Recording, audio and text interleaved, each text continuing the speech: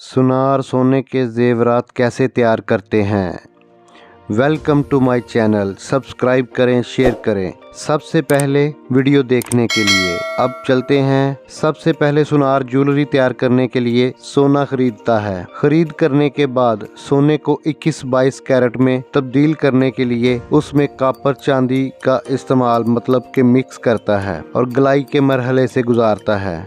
Copper चांदी का इस्तेमाल इसलिए करते हैं कि सोने में थोड़ी हार्डनेस आ जाए, जेवरात की एक अच्छी लुक, अच्छा कलर उसे मिल जाता है। क्योंकि आज से 20 साल पहले या उससे भी पहले वक्त में खालिस सोने के जेवरात तैयार किए जाते थे, लेकिन खालिस सोना बहुत ज़्यादा नरम होता है। नरम होने की वजह से जेवरात की डिज़ाइनिंग बहुत जल्द ख़राब हो जाती है, इसलिए 21-22 कैरेट में तब्दील होने की वजह से जेवरात थोड़े मजबूत हो जाते हैं। अब आगे चलते हैं ज्वेलरी तैयार करने की तरफ। ज्वेलरी तैयार करने के लिए 3 तरीके इस्तेमाल किए जाते हैं। एक तरीका हाथ से, दूसरा तरीका डाई से, तीसरा तरीका कास्टिंग से, जिसको मशीनी जेवरात भी कहा जाता है। सबसे पहले हाथ से तैयार करने के बारे में देखते हैं। इसमें ज़्यादातर सोने की तार निकालते हैं, डिज़ाइनिंग के मुताबिक कितनी मोटी या कितनी बारीक रखनी है। फिर काम के हिसाब से जैसी भी डिज़ाइनिंग हो वैसे फ्रेम तैयार करते हैं।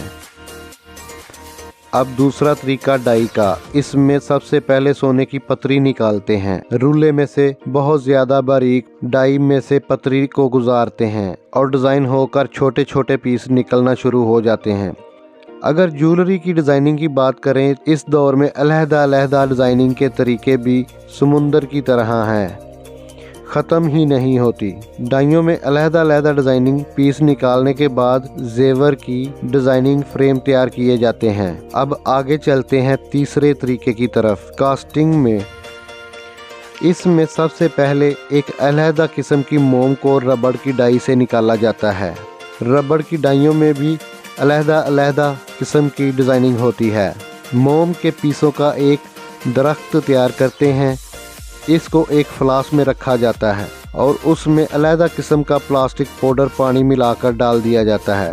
फिर पाउडर फ्लास्क को कुछ देर के लिए खुश्क करने के लिए रख दिया जाता है। खुश्क होने के बाद फ्लास्क को भट्टी में रख कर इंतज़ार किया जाता है। जब फ्लास्क अच्छी तरह सुर्ख गर्म हो जाए, फ्लास्क को सुर्ख होने के बाद वैक्यूम मशीन पर रखा जाता है और साथ ही सोने को पिघलाकर फ्लास्क पर पलट दिया जाता है। फ्लास्क को पानी में रखकर ठंडा करते हैं और बाद में फ्लास्क में से सोने की डिज़ाइनिंग को बाहर निकाल लिया जाता है। अब आगे चलते हैं जेवर की डिज़ाइनिंग करने वाले कारीगर की तरफ। वो एक मट्टी जैसी क्ले के ऊपर कास्टिंग पीस, डाई पीस और हाथ से जो फ्रेम तैयार किए गए हैं, इन सब को बहुत खूबसूरत तरीके से सजाता है और सजाने के बाद प्लास्टिक पैलेस पाउडर को पानी में मिक्स करके सजे हुए डिज़ाइनिंग पर पलट देता है।